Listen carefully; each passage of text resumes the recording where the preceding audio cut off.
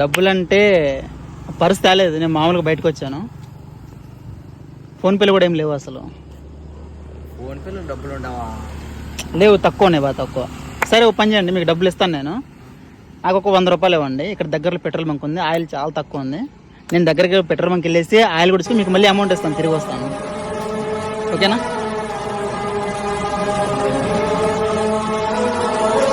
దేవుడు డెఫినేషన్ అర్థం తినిపోయి అక్కడ పైన ఉండదు, నీలోను నాలోను ఇక్కడే ఉంటుంది. చాలా సాయం కోసం అడిగినప్పుడు లోపల నుంచి బయటకు వస్తుంది. అంటే నేనేమంటే వీడియో చేస్తున్నాను అనమాట, మీరు హెల్ప్ చేస్తారు లేదని చెప్పేసి టెస్ట్ చేస్తాను. మీరు ఏమనుకోకుండా. ఒకటి మనసు ఉండదు, కూడా మనసు ఉంటుంది.